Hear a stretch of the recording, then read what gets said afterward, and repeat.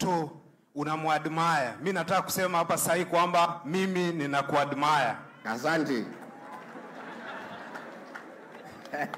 Asante.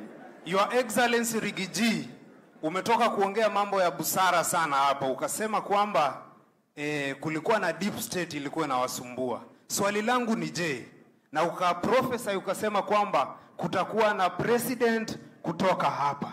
Ukasema pia kutakuwa na magavana na etc. Na mimi kitambo nilikuwa najua kwamba ndio ukuwe president lazima ukuwe na deep state. Swali langu ni je, deep state ingine itakuja ama haitakuja? Mwisho kabisa Rigiji, ningependa baada ya hapa nikusalimie kidogo kwa sababu you are my idol. Nipige hata na wewe picha. Asanteni sana, Mungu awabariki. Haya, kuja unisalimie.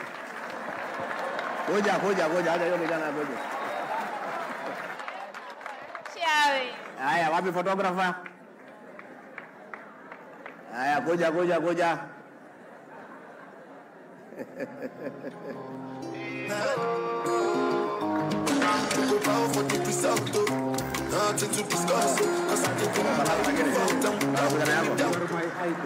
Nimeona.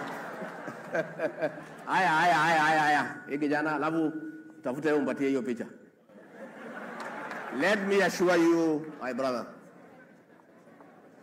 the system and the deep state nonsense was buried, dead, never to be resurrected in Kenyan politics on the 9th of August 2022. The power belongs to the people. The sovereignty of this country, Article 1 of the Constitution, rests with the people of Kenya.